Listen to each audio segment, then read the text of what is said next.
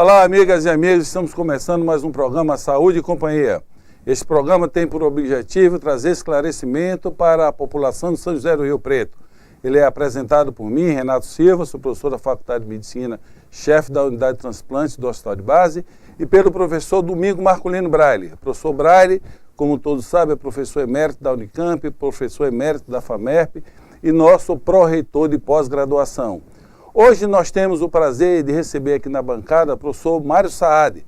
O professor Mário Saad, ele é natural do Triângulo de Uberaba, ele fez medicina no Triângulo Mineiro, ele fez sua carreira de mestrado, doutorado e livre docência na USP, com pós-doutorado na Universidade de Harvard. É professor titular da Clínica Médica e da Endocrinologia da Unicamp, homem que tem uma trajetória acadêmica fantástica. Nós vamos, durante esse período, conversar com ele.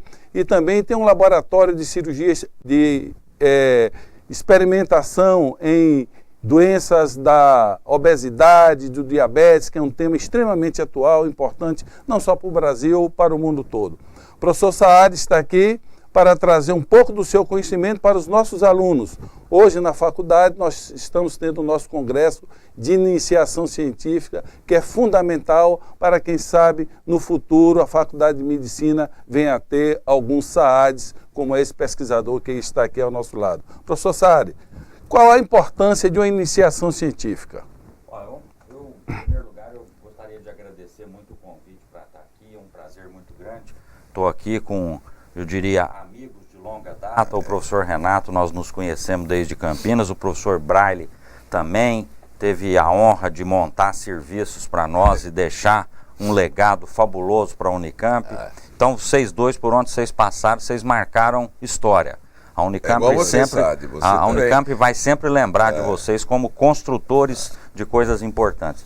Ô Renato, esse é um tema da iniciação científica que eu gosto muito, porque eu acho que a gente discutir o ensino moderno tem várias vertentes, mas tem uma coisa que nós temos que nos dar conta.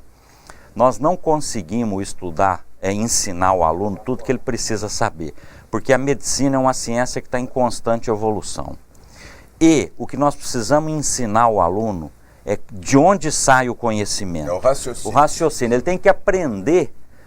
E a única maneira dele aprender como o conhecimento é gerado é praticando. Você não aprende nada se você não praticar. Se você fizer curso de pesquisa, você não aprende nada. Se você praticar a pesquisa, você aprende. E fazer iniciação científica é praticar a pesquisa. Você vai saber de onde sai o conhecimento, você vai saber de onde é gerado o conhecimento. E com isso você vai ter uma análise crítica melhor. Você vai ser um sujeito mais preparado para ter uma análise crítica melhor. E isso que eu estou dizendo não é só minha opinião. Hoje já há estudos que mostram. Na Inglaterra, alunos que fazem pesquisa durante o curso de graduação, ainda que não fiquem na carreira acadêmica, eles vão trabalhar no interior da Inglaterra como médico. Eles se tornam lideranças onde eles vão trabalhar.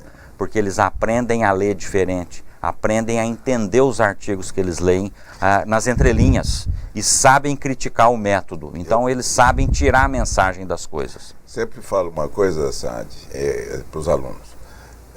Não dá para ensinar a medicina inteira, né? Como é que vai ensinar? Todas as doenças? Não tem jeito. Nem ninguém sabe. Pode ser o maior luminar do mundo, não sabe. Mas você tem que ensinar para ele o mecanismo, o processo. Perfeito. E aí, daí para frente, ele não só consegue diagnosticar aqueles doentes, como também ele consegue, talvez, criar coisas novas. Perfeitíssimo. É a única maneira de você realmente penetrar dentro de um campo que você não conhece é você ter um grande conhecimento interior, de tal forma que você use aquela quantidade de raciocínio para que você possa criar coisas novas. Perfeito. Que é o interesse. Então, sempre dizendo para o telespectador aqui que o principal motivo de progresso, de evolução, é o que o nosso Ministério de Ciência e Tecnologia está escrito nele, mas não pratica. É pesquisa e inovação. Perfeitíssimo. Então, se não tiver inovação, vai ficando como o Brasil é mesmo, que não consegue ficar na ponta dos países desenvolvidos, e isso aí está causando todo esse transtorno que nós estamos vendo, né? Ô Mário, você e o professor Braille, que são professores extremamente experientes, o que é que está faltando para a gente modernizar esse ensino? Por exemplo, Nós não deveríamos diminuir esse número de aulas teóricas, introduzir mais a iniciação científica curricular? Então, mas você viu o que aconteceu na faculdade. Nós conseguimos uma tarde livre agora. Você viu lá na Harvard, você é de lá, não tem mais aula de tarde. Nem é para ter. E de manhã cedo tem 1 hora de aula e depois o resto é discussão dos alunos com um tutor ou qualquer coisa assim, e vai fazer pesquisa. Aí isso aí, de tarde, onde vai, Renato? De tarde, onde que o sujeito vai? Assim, o meu aluno vai para o shopping, ótimo. Deve estar melhor no shopping do que no laboratório que estão recebendo ele. Agora, se o teu laboratório for atrativo, é lógico que vai fazer fila para ir lá, como acontece com você lá no Unicamp. Qual é a tua visão? Então, eu acho que realmente nós temos muito receio na reforma de currículo de retirar carga horária de professor em sala de aula. Mas tem 2 coisas que eu acho que são importantes e não são nenhuma novidade o que eu vou dizer, já são ditas há mais de 100 anos. Se for ver o que eu vou falar aqui, o Osler já falou há mais de 120 anos. Fala, se você quer ensinar medicina, você fecha anfiteatro e abre hospital. Primeiro, você ensina medicina dentro do hospital. Isso é uma coisa que não tem alternativa, acho que serve para essas faculdades novas. Não adianta você querer ensinar só na atenção primária que não vai resolver. Não. Você tem que ter hospital. E segunda coisa, nesse começo do curso, nos 2, 3 primeiros anos, que é a hora que eu acho que o menino devia começar a iniciação científica, nós temos que reduzir a carga didática desses meninos e cobrar mais deles. Isso é fundamental. Isso que o professor Braille falou é certo. Nos Estados Unidos, todas as faculdades de medicina dão aula das 8 da manhã a 1 da tarde. Agora, a cobrança é muito pesada. E tem que ser. Cobra. Agora, você tem um tempo grande para você estudar. Mas cobra a personalidade também. Perfeitíssimo. Se o cara veste direito, isso. Se ele comparece na hora. Isso. Se ele tem comunicação com os colegas. Eu não consigo fazer os alunos conversarem comigo. Nem na sala de aula. Mesmo com aula prática. Eles conversam com o celular. Não converso com nada, sei lá. Eu converso com o celular. Com o celular eu acho bom. O que você acha? Não, esses métodos são ótimos. Tem um professor outro dia chegou e falou, não, os alunos ficam me contestando. Eles ficam vendo no celular, aí eu falo, não, mas aqui está diferente. Não é bom? Dá ótimo. Fugiu a discussão. Esses métodos novos são bons. Nós vamos ter Surgiu a discussão.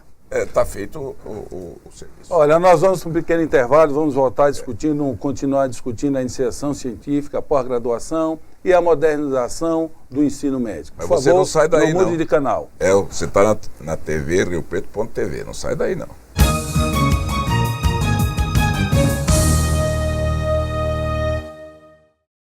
Viajar, divertir, correr, reencontrar, usar.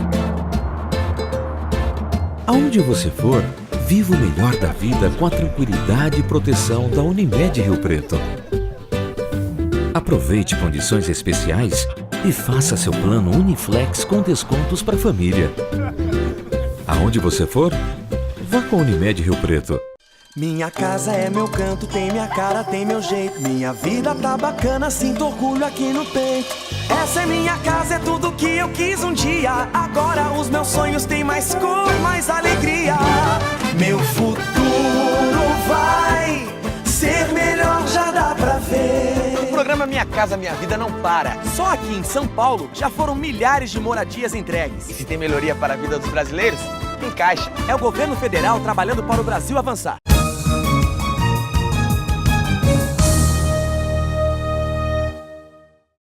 Olá, amigas e amigos de São José do Rio Preto. Estamos voltando com a discussão sobre ensino médico aqui com o professor Braille e o professor Saad.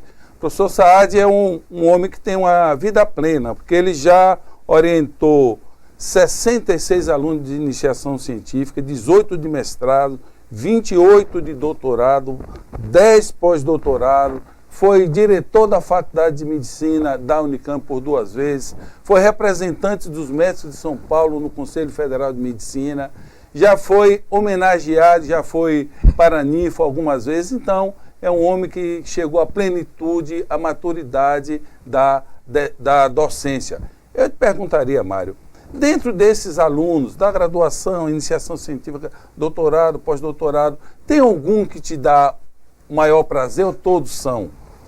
Tem alguns que dão mais prazer. Eu não gostaria de citar nomes aqui, mas tem alguns que ficaram na carreira acadêmica, que eu acho que são excelentes. E aí, ô Renato, eu vou te dizer o seguinte, não é só aquele sujeito que aprendeu medicina, é aquele sujeito que entrou no meu laboratório para trabalhar comigo e desde o primeiro dia eu senti que ele é um sujeito bom caráter.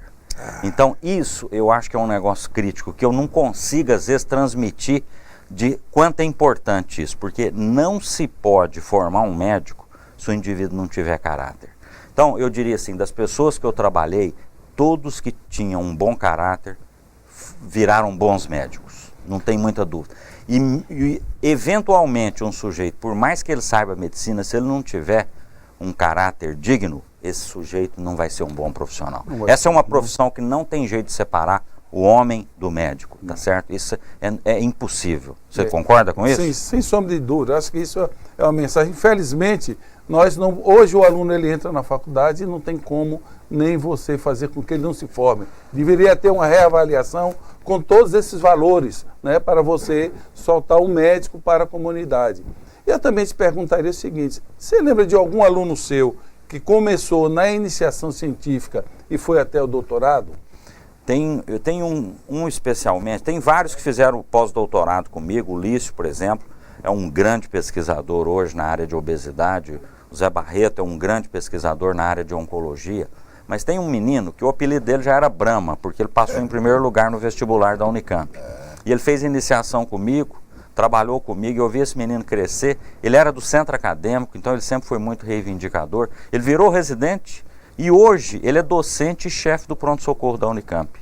Então esse menino é um orgulho, porque é um menino que saiu da periferia do Rio de Janeiro, veio estudar em Campinas, de família pobre, e fez a carreira. Agora, é um menino de um caráter excelente. Então, esse junta o que nós estamos falando, o conhecimento científico, a visão social e o caráter excelente. Então, você tocou num assunto, Mário, que eu acho que é muito importante e que a gente não tem sentido com o vigor que existia antigamente. Você se dedicou, além da carreira acadêmica brilhante que você tem, você sempre trabalhou com a política associativa. E eu acho que isso é fundamental na vida do indivíduo, porque não adianta, se você não tiver organizar a tua sociedade, você não pode de jeito nenhum produzir adequadamente. Perfeito. Então você foi diretor 2 vezes, você vai ser o próximo reitor da Unicamp, a gente tem certeza, não. Eu vou votar lá para você, que eu ainda posso votar lá. E eu vou fazer campanha. Porque eu acho que isso é importante, eu tenho insistido para os alunos, você tem que preservar. E agora, com essa multiplicação das escolas médicas que nós temos que reforçar as sociedades, as faculdades que estejam direcionadas para o bem, como eu digo, que não sejam só lucrativas. Não pode ser particular, não tem importância nenhum problema. Mas desde que seja uma Harvard da vida. Isso. O Einstein, aliás, está hoje o anúncio do Einstein. Eu vi, vestibular. Vai ser boa. Vai ser boa, não tem dúvida. Vai ser boa, ninguém tem a dúvida disso aí. Nós começamos aqui com uma faculdade que era uma fundação sem fim lucrativo. Mas era uma fundação não lucrativa, mas não era do Estado. De qualquer forma, eu vejo isso aí. Um pouco disso aí, fala pra gente, dessa inserção na sociedade como líder, que é uma coisa que a Unicamp quer, e ela aparece bastante. O senhor abordou 2 pontos aí que são fundamentais. Eu vou tentar, num curto tempo aqui, comentar os 2, mas são assuntos que eu acho que são fundamentais. Primeiro, essa participação. Alguns amigos, as pessoas, mesmo da minha família, falam, mas você podia dedicar sua vida só para sua carreira, você ia se dar muito melhor, você ia ser muito mais feliz, vai participar da política acadêmica, tem muita contraria. Dr. Braille e Renato, eu diria que é uma obrigação nossa participar. Nós não temos alternativa. Não. A universidade e o hospital público no Brasil estão aí para ser construídos. Claro. É uma batalha diária, você não pode abandonar isso. Nós não temos o direito de fazer isso. Nós temos que dedicar a nossa vida para fazer isso. E vou dizer para o senhor, dá muito prazer fazer isso. As pessoas não entendem isso, mas quando você ajuda a construir uma instituição, aquilo dá um prazer. Não tem dinheiro que pague isso. Não. É uma satisfação, uma meta de vida. Eu fui diretor da Beneficência Portuguesa, um hospital sem fim lucrativo também, durante 22 anos. Agora tem uma bruta satisfação, sabe o quê? A tua ex-aluna, Valéria, que estudou lá. Foi minha aluna. Foi tua aluna? Ela é diretora clínica do hospital. Que beleza. Então, eu acho que pelo menos por uma filha minha eu consegui transmitir isso aí. Eu sou editor da Revista Brasileira de Cirurgia Cardiovascular. Perfeito. me dá um trabalho doido. Eu imagino. Eu trabalho quase sozinho, porque a gente está criando, você disse que nós estamos criando as entidades, nós estamos criando os autores e estamos criando os revisores Perfeito. também. Mas é uma missão.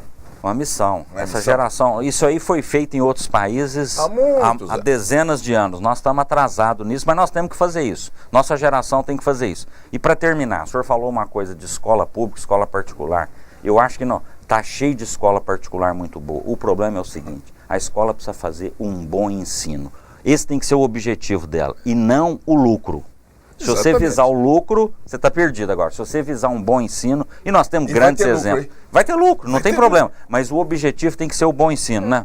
Eu acho que esse é que é o... Agora, volto a te fazer essa pergunta. O que nós vamos fazer para reforçar sociedades, academias, centros de estudo, qualquer coisa dessa? Por quê? Você vai ter uma grande massa de médicos, infelizmente mal preparados, e você vai ter que manter, não é elite. O povo fala, não, esse pessoal quer ser elitista. Não, nós não queremos ser elitista. Nós queremos ser perfeitos, queremos ser bons, queremos ensinar os outros. Perfeito. Olha, Mário, eu vou fazer um pequeno intervalo. Isso. Essa pergunta vai ficar para o próximo Perfeito. bloco. E eu também, no último bloco, nós vamos discutir sobre diabetes, sobre a obesidade, que é uma área extremamente importante, passar essa informação para a população. E fica no ar a questão do professor Braille para o último bloco. Por favor, não mude de canal.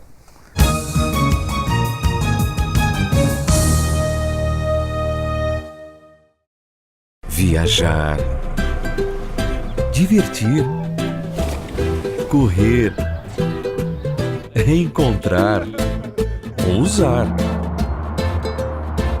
Aonde você for, viva o melhor da vida com a tranquilidade e proteção da Unimed Rio Preto. Aproveite condições especiais e faça seu plano Uniflex com descontos para a família. Aonde você for, vá com a Unimed Rio Preto. A TV Rio Preto faz parte da história da cidade. A sua programação é transmitida pelo canal 7 da NET. Nossos programas são vistos e discutidos em todos os campos da sociedade. Aqui falamos de Rio Preto. E quais os motivos para anunciar? Valores muito abaixo do mercado convencional. São mais de 200 mil espectadores entre as classes A, B e C. Público formador de opinião com alto poder aquisitivo. Programação exibida 24 horas pela internet através do nosso site. A televisão ocupa espaços, define hábitos, divulga fatos e forma opinião pública. Seja nosso parceiro. Fale conosco através dos telefones ou nos envie um e-mail.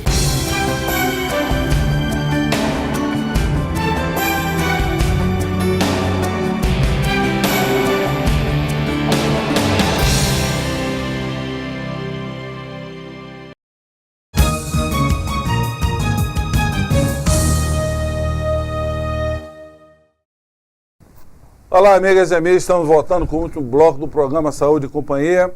Eu gostaria de só reforçar um comentário que o professor Saad fez aqui, que é da paixão, do caráter, né? Não dá para ser médico sem ser apaixonado e sem ter sonhos, né? Sem se apaixonar pelo próximo. Acho que é a grande missão do médico e o professor tem que passar isso para os seus alunos. Ficou uma questão, Saad, do professor Braille para responder. Você poderia, por favor? Então, o professor Braille, ele comenta que as associações médicas, elas são fundamentais e talvez elas não, no momento, não estejam tendo um papel relevante como elas mereceriam. Eu estou de pleno acordo. Se a gente olhar em países desenvolvidos, você vai ver, por exemplo, que a Associação Médica Americana, ela tem uma influência sobre a medicina do país muito grande. E isso é importante, a opinião do profissional que está trabalhando ali. Essas associações, elas têm que ter mais respeitabilidade governamental e tem que ser mais escutada. Não dá para você fazer um plano lá no Ministério da Saúde, com 2 ou 3 iluminados, sem conversar com a Associação Médica. A Associação Médica, ela está trabalhando nisso há anos, ela sabe o que acontece, ela quer ajudar a prestar um serviço para a sociedade, mas infelizmente ela está sendo pouco ouvida. Você vê, nem a MB, nem a MB, e pior, nem o Conselho Federal, porque o Conselho Federal é um simples representante da MB, da APM, da Sociedade de Diabetes, da Sociedade de Cardiologia, que nos Estados Unidos tem uma influência fantástica. Perfeito. Eles é que fazem as normas, eles é que mostram o que serve e o que não serve. Aqui ficou na mão da Anvisa, por exemplo, que infelizmente não usa o que tem. Exato. São as pessoas que estão nas universidades, que estão nas sociedades e que têm o conhecimento. Você concorda com isso? Plena acordo. Se nós fizéssemos uma autocrítica, a influência que a OAB tem é muito maior do que, tem a nossa sociedade. Será que nós temos uma parcela de culpa? Será que a maioria não está acomodada? O que é que vocês acham? Eu acho que em parte é isso, mas assim, eu acho que o movimento médico nos últimos 20 anos, ele eu acho que cresceu bastante, mas nós ainda não atingimos o nível de organização necessário para ter essas influências, mas eu acho que melhorou. Agora, o que é estranho é um governo criar algum programa, vamos imaginar um aqui, mais médicos, sem consultar nenhuma associação. Quer dizer, quem detém o conhecimento de como está a medicina na sociedade, o que nós estamos precisando, o que nós não estamos, deixa de opinar num negócio que podia ser extremamente relevante para o governo. O governo deixa de usar a competência que as associações têm para fazer coisa da cabeça deles, que eles não sabem. Exatamente. Agora o ministro da Ciência e Tecnologia deve ser um bom professor da área de literatura. Ele não sabe de ciência e tecnologia. Mas ele tem um restaurante, o senhor viu? Tem um restaurante na Baixada. Como é que chama? Na Baixada, Barganha. Barganha. Então é bom, hein? Então deve ser muito bom. Então esse é o cenário que nós temos e ainda vem o corte. Isso. Né? Vem um corte, então, o futuro do país. Eu acho que quem está nos assistindo, os jovens, devia pensar. Não podemos esquecer que existe uma arma que é fundamental, que é o voto. Quando você vota, você dá emprego a uma pessoa, 4 anos depois você pode rever. Então é preciso pensar com bastante seriedade que este voto, quando você entra ali naquela urna, é você e tua consciência que está decidindo o futuro da tua cidade, do estado e do país. Agora eu gostaria nós daqui a pouco acaba o programa, gostaríamos de falar da doença, da epidemia, que é a área do professor Mário Saad, que é a resistência à insulina, o diabetes, a obesidade. No início do governo Lula, ele teve uma grande decepção, que foi quando ele criou aquela... Fome zero. Fome zero, quando foi ver, estava todo mundo obeso. O governo ficou surpreso. Fala da obesidade para a gente. Então, o problema é o seguinte, a obesidade, ela tem uma tendência a aparecer nos países de diferentes maneiras em diferentes épocas. Sempre que o país começa a sair da pobreza, o próximo passo não é a população ficar nutrida, é ficar obesa. Esse é o desastre que nós estamos vivendo hoje. Então, hoje você sai de uma condição de subnutrição e você tem uma oferta de alimentos calóricos, baratos e com uma concentração calórica muito grande, tá certo? Então a população começa a se alimentar com esses alimentos, que são esses saquinhos de batata, de porcariada, todas essas coisas cheias de gordura trans, refrigerante, e isso aí é muito condensado caloricamente, quer dizer, é uma quantidade de caloria muito grande e uma palatabilidade muito boa. Então o sujeito come uma coisa gostosa, salgada, bebe um refrigerante, ele fica adorando aquilo, come sempre aquilo. Então a obesidade aumentou demais a prevalência da obesidade. E esse é um problema que, se fosse só um problema estético, não tinha problema nenhum, que a sociedade se adapta às várias mudanças estéticas. O problema é o problema de saúde que a obesidade traz. Atrás da obesidade vem o diabetes, vem a hipertensão, vem a doença cardiovascular. E agora nós aprendemos nos últimos anos, vem um grande número de neoplasia. Isso. O obeso tem uma chance muito maior do que o indivíduo saudável de ter uma série de neoplasias. Então, a obesidade é um mal que precisa ser combatido na forma de prevenção. Nós precisamos começar isso nos colégios, com alimentação saudável, ensinar essa meninada que precisa praticar exercício, não é só ficar jogando videogame, tem que andar, tem que jogar bola, tem que correr, tem que gastar energia e tem que aprender a comer de uma maneira mais saudável. A universidade, as 3 do estado de São Paulo, pelo menos, são pagas pelo contribuinte. Perfeito. E ela não tem nenhuma ação na sociedade. A Unicamp é a que mais tem. Mas...